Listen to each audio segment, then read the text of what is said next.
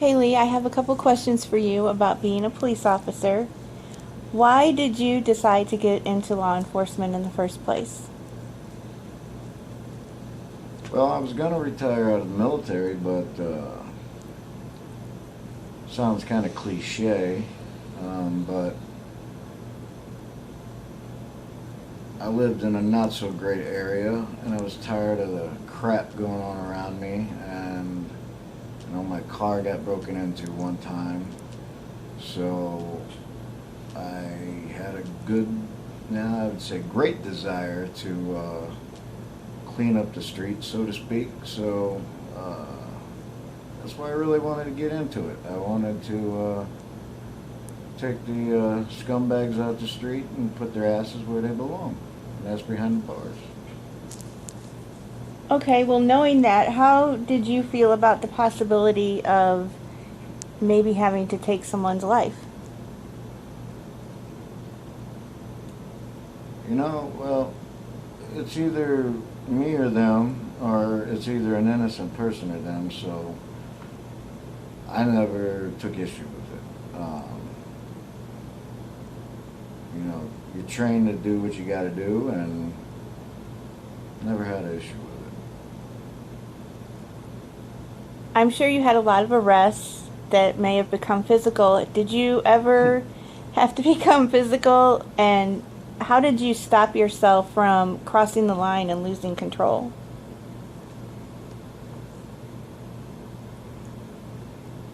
Did I ever have to become physical? I think half the time is the question should be when I didn't have to become physical, where I worked.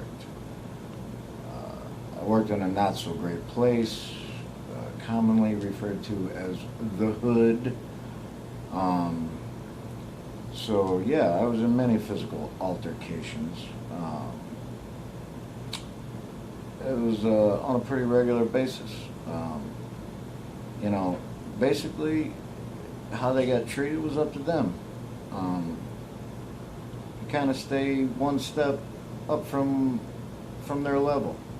So, if you're trying to make the arrest and don't want to go with the program, you got to one up them.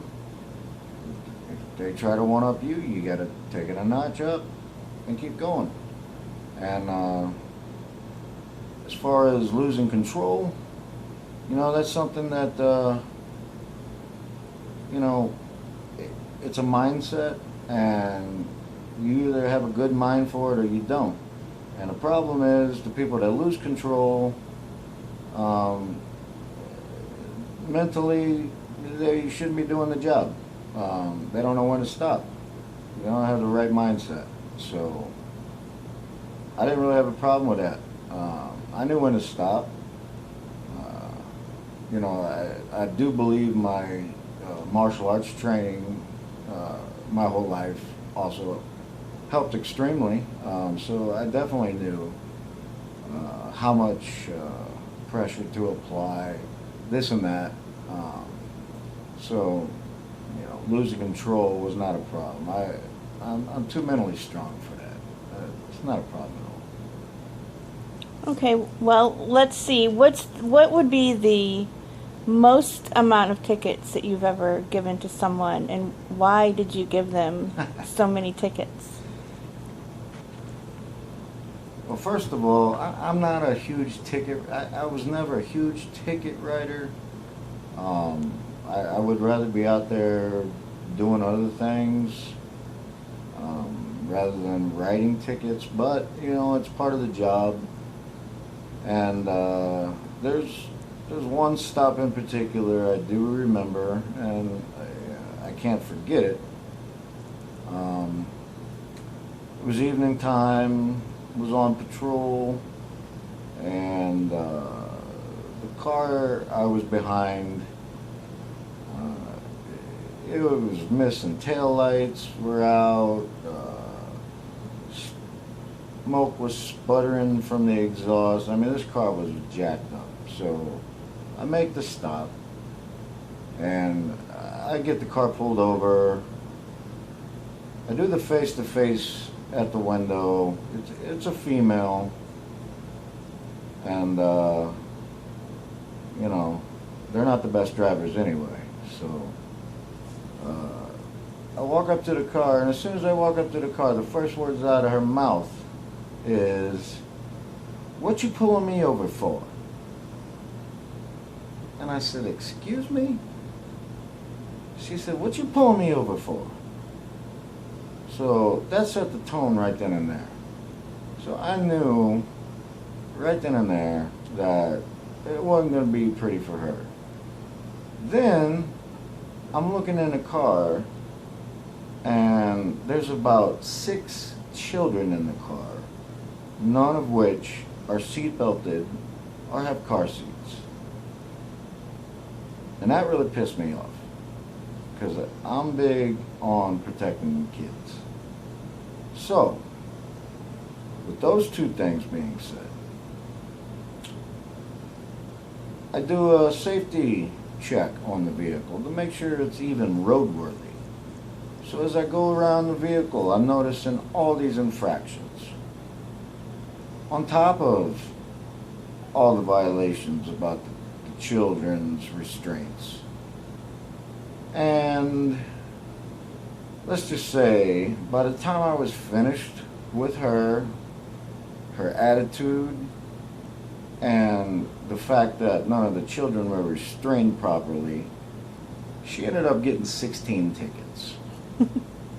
And that's my record, and I don't know if anyone in one stop where I worked had ever written that many, not even in the traffic division. So she got what she deserved. What would be the most life-changing call that you've ever been on? Life-changing.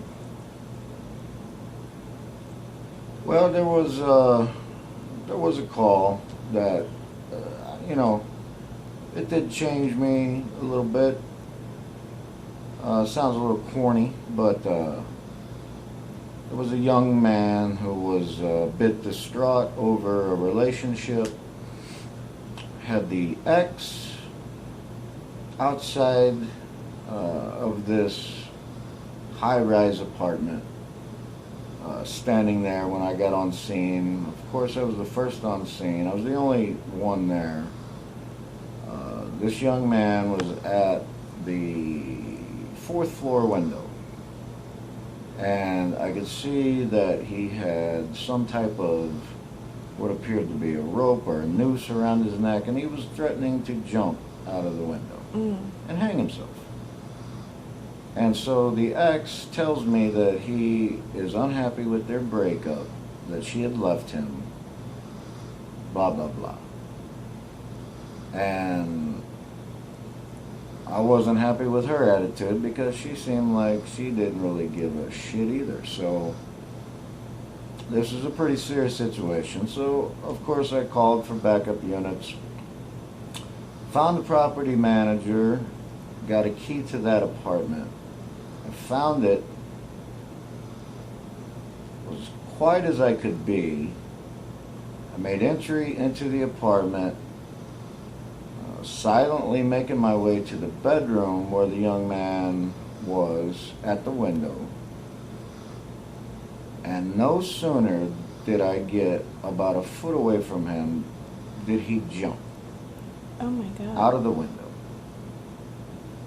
So I run to the window and literally almost fell out myself. As I hung out of the window, I grabbed his foot, and thankfully he only weighed about $1.50. So I was able to get 2 hands on his ankle, pull his ass back in the window, get him back into the apartment. Then the son of a bitch wants to start fighting with me. So then I get him on the ground and get him restrained. And he had a pretty elaborate setup.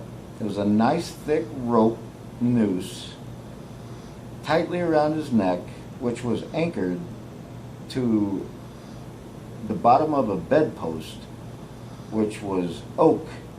And this bed had to have weighed like 800 pounds. It was solid. So he would have accomplished what he set out to do. So that call right there, of course, you know, it's cliche again. I was doing what I had to do. I was doing my job. I ended up getting recognized for it, and finally, when it was all said and done, my backup finally arrived. But anyway, that kind of took me by surprise a little bit. So that, you know, that kind of changed me a little bit. At least it changed my thoughts on life and what it means. So You saved his life. yeah, pretty much, So you had someone's life in your hands just like that. just like that. What would be the most satisfying arrest that you ever made, where you were just really pleased with yourself and with your accomplishment? Well, there's a hell of a lot. There's two that really stick out in my mind, but out of the two, I'll narrow it down to one. Once again, you know, I'm big about protecting kids because, you know, like domestic animals, you know, they can't really protect themselves. So somebody's got to look out for them. And when they're mistreated and abused and everything, you know, most of the time we don't hear about it, we don't see it, we don't know it.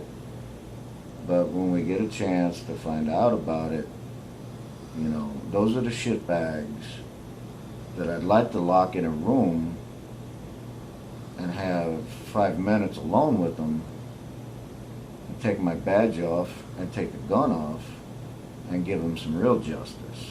But going back to this case in particular, investigated a case, an anonymous call about a possibly neglected child. It's a very long story, but I'll make it short. After I arrived at the house to do a wellness check, there were a few children in the house, and there was one in particular that was of concern. She was probably about 2 years of age, and after speaking with her, which is very difficult to talk to a 2-year-old, but after separating all the parties involved and speaking to them separately, the father was nervous as shit, number one. Number two, he was talking out of his ass. There was something seriously up with him. I ended up bringing him to the station for further questioning, voluntarily, by the way. And once I had him in the interrogation room, he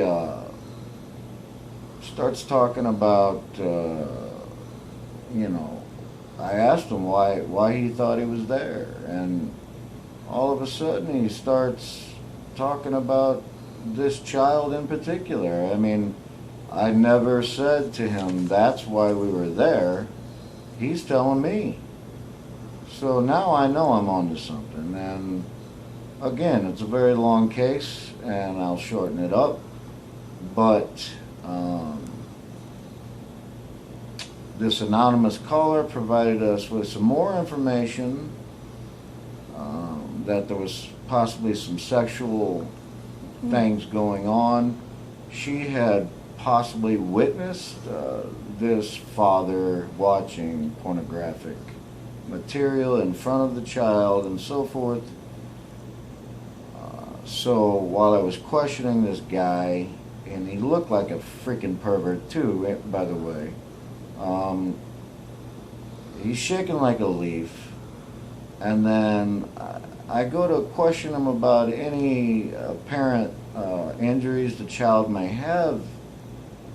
He starts talking about the kid may have freaking bruises on her private parts.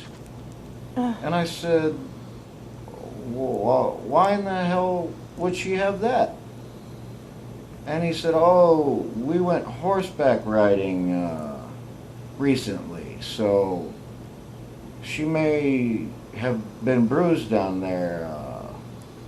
None of this shit made sense. Long story short, I ended up locking his ass up for several charges related to that case. Sexually related charges relating to that minor child, which was removed from that home. And that fucking pedophile got sent to prison. So that was a very disturbing case, but the perp got what he deserved in the end. Well, actually, he didn't get what he deserved, but at least he got taken out of the house and he got put somewhere where hopefully somebody served some real justice to him behind bars.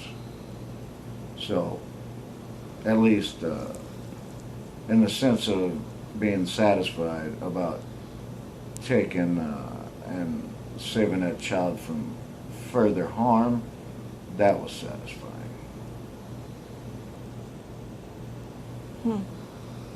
That's an interesting story I haven't heard before from you.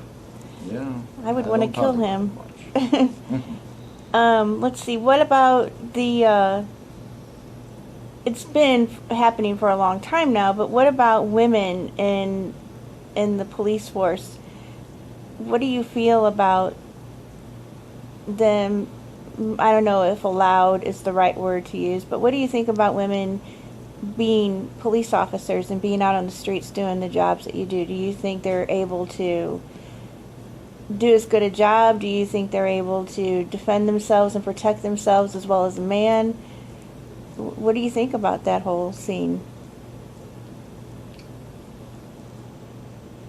My honest answer to that is experience based, and I gotta say, with the exception of maybe one,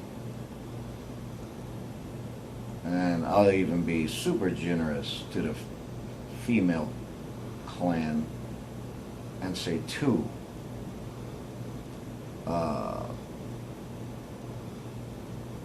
Of the females that I've worked with,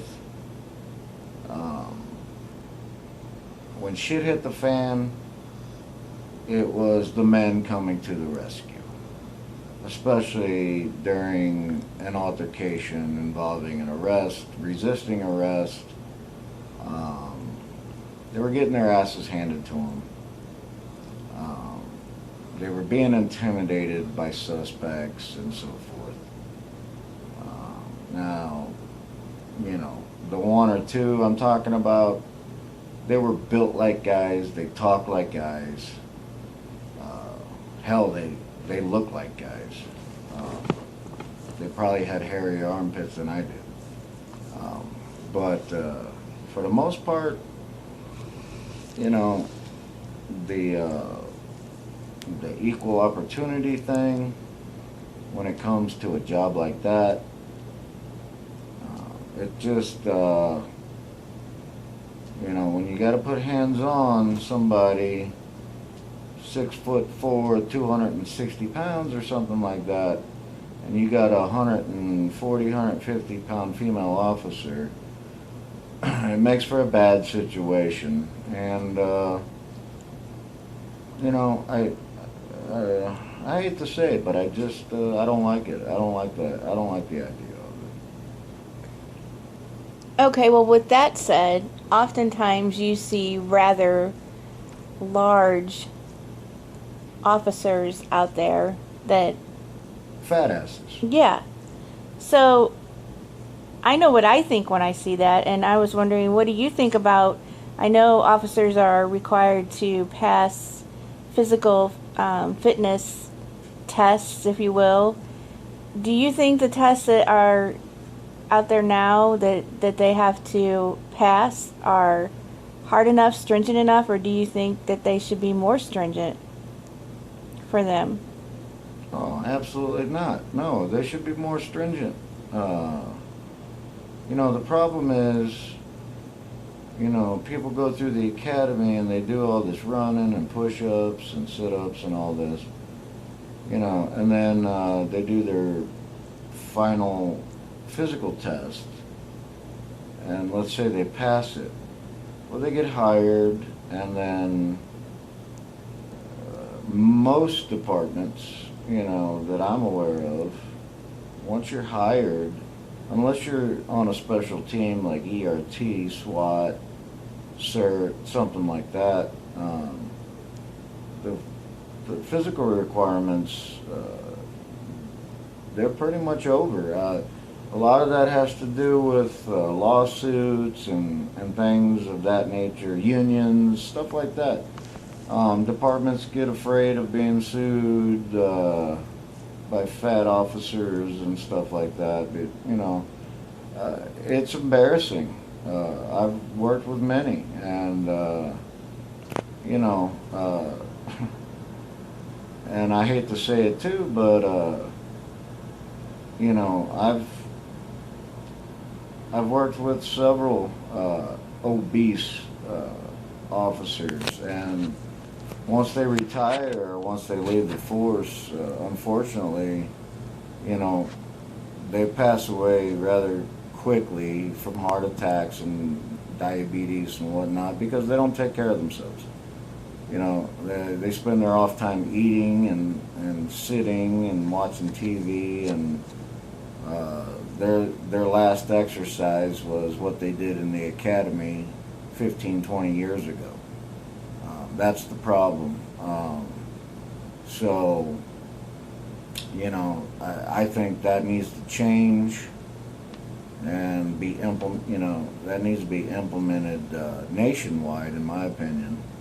So, I know I don't want a fat body backing me up. I want somebody that can handle themselves. That makes sense. So, you've talked about why you wanted to become an officer and some challenges that you face while being one, and what you liked about it as far as rewarding arrests and so on and so forth. What would you say is the one thing that you disliked most about being an officer? Freaking paperwork. I knew you were going to say that. Yeah. I hate paperwork. Like, good Lord. One arrest or one report for a burglary or somebody's car got broken into, you're tied up for 2 hours writing a report on that. It's ridiculous. They need to revamp that system, that's for sure. What's a funny story you have about being a cop? Can you pick one? Oh, I've got many. I know one stands out in my head. It's pretty comical. I was working at a particular department, and we had a rash of burglaries going on in this certain area. And one evening, late evening, one of the stores was burglarized, and one of the officers actually caught a glimpse of this suspect taking off on foot. So, he was in the car, so he tried to chase him down in the car. The suspect ran into this residential area and had a pretty good idea of which apartment this guy went into. So, we all, convene on this apartment, and, we entered this apartment, and I don't know why, but the door was unlocked and no one was home. So we're searching this apartment. We're searching. We don't find this guy anywhere. And then the last place to look, there's this this overhead like storage area. It's got this little panel in the ceiling that you can push up and down, you know. And so we figure he's probably up there. And so, like I said, there were about 4 or 5 of us. So we decided to play a little trick. So, you know, we had some mean-ass canine dogs that would, you know, bite half your ass off if they could. So we convened in the area underneath this this little panel, and so we announced real loud, you know, police, you know, canine, come out with your hands up, or we're gonna send in the dog. We had like 1 or 2 officers right outside the door, and they start making this dog barking noises really loud. And we say it like twice, and they're out there just barking their asses off really, really loud. Next thing you know, this perp comes down from the panel. He's screaming and howling, "Don't send the dog, man, don't send the dog, I'm coming down, I'm coming down." So yeah, he was up there. We get him down on the floor, cuff him, and we're taking him out, and he's looking around, he's looking for the dog. There is no dog. And he's like, "Where's the dog, man? Where's that dog?" And we're laughing our asses off, and we're like, "Buddy, there is no dog. You just got fooled, fool." So, yeah, that's pretty funny. I have one, I guess, final question for you. If I were behind you in a donut shop, in line, and I decided that I was going to butt in front of you and get in front of you so I could be served first, would you arrest me? Would I arrest you? No, I wouldn't arrest you, but I'd certainly speak up and let you know that you jumped in front of me. And Would you steal my donuts? no, I wouldn't steal your donut. I'd just tell you to take your place back where you are. Good question. Okay, well, I guess that's it then. Bye. Bye.